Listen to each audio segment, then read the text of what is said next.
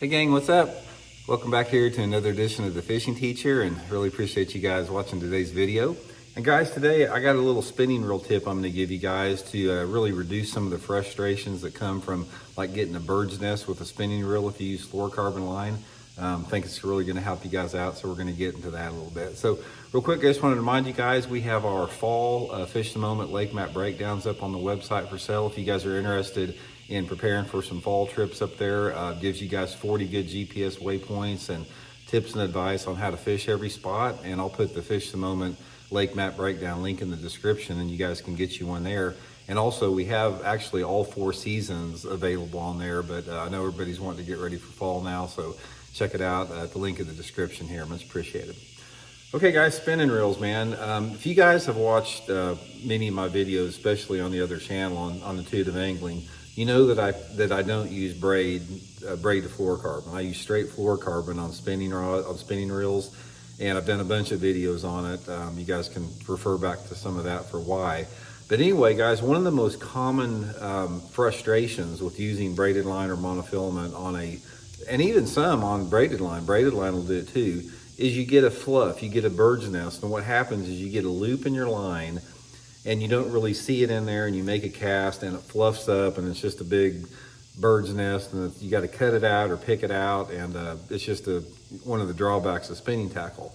But guys, one of the biggest mistakes that anglers make that causes this problem is they put too much line on their spinning reel here. Now see how much of a gap I have there? This is a little bit too much of a gap. I like to leave about 1/8 of an inch, an 1/8 of an inch gap between the, I'll show you here, get this pin cap off here.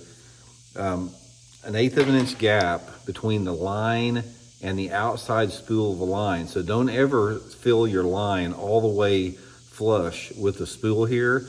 This is what will cause a lot of bird's nests. Like I said, try to leave about 1/8 of an inch gap right there. It's really gonna help reduce that a lot.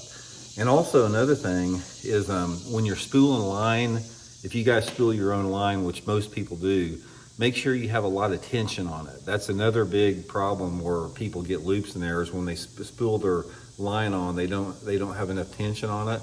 So what I like to do is like take a wet rag, wrap it around your line, put your spinning reel on a spinning rod, and reel real slow, and put like as much pressure on that line as you can and still be able to spool it up.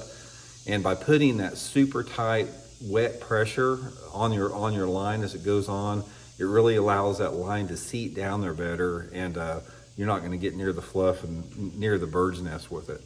But anyway, like I said, to me, it's like I would rather deal with the frustration of some occasional fluffs by using fluorocarbon, because I know it gets me more bites. I mean, we've talked about this a lot in the other videos, guys.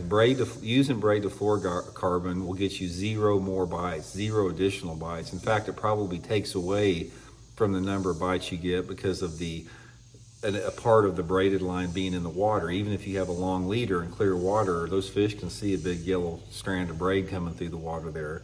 So from that aspect, there's 0 benefit to getting more strikes with it. But knowing me using straight fluorocarbon, and I feel the fish can't see it, it's invisible to those fish, I'll gladly deal with an occasional fluff there. But anyway, that'll help you guys out from not getting those quite as much. So anyway, thanks for tuning in, guys. Much appreciated. We'll talk later.